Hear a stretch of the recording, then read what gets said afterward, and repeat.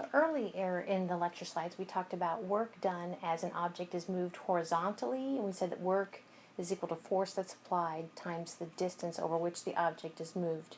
Now I want to actually now say, what if an object is moved vertically? And if that's the case, then actually gravity is going to be entered into the picture. So again, we're lifting an object vertically up, let's just say.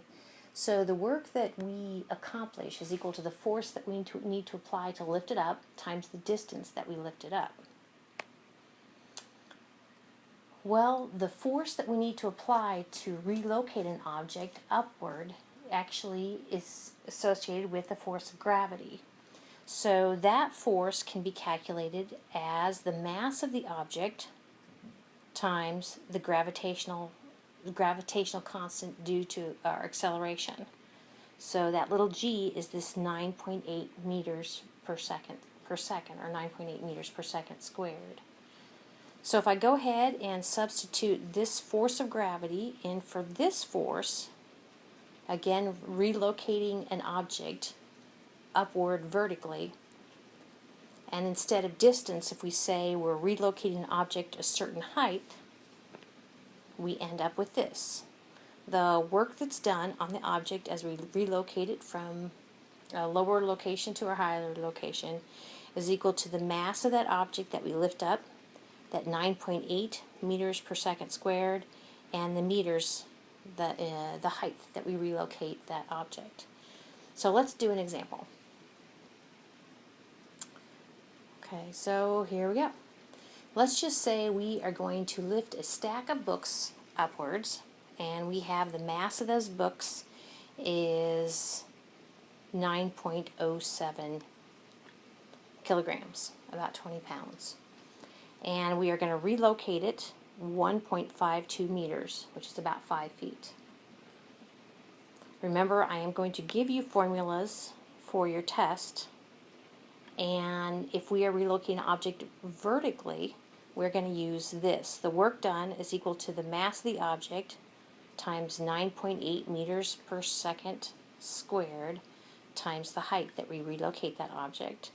So let's just plug in. Again, this is one of those, let's not make it harder than it is.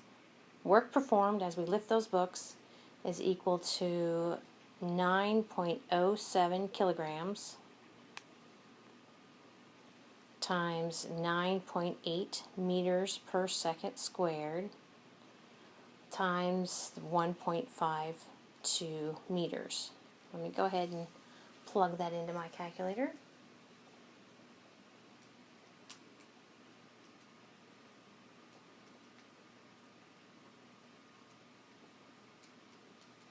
Okay, so my calculator displays 135. Go ahead and say calc. Before I round it, is 135.10672. So what do you think? Work, what did we say the units of work are? They're actually units of energy, so that's going to be joules. Now if I look one more time at how I need to round it, I think I've got 2 there. I'm thinking this is limiting. Oops, sorry, I have 3 here. But I think this is limiting, and I have 3 here. So the fewest, if I think 9.8 meters per second is an approximation. So I'm going to go with 2. So I'm going to keep this digit here. I'm going to keep this digit here, and since the 5, we have a 5 after the 3, that's going to make me round up the 3 to a 4.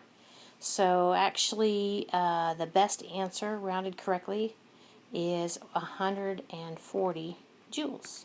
That's it. So 140 joules is the amount of work expended, or sorry, the amount of work accomplished.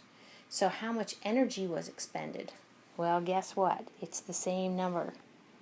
So energy expended is equal to work accomplished is equal to 140 joules. There you go.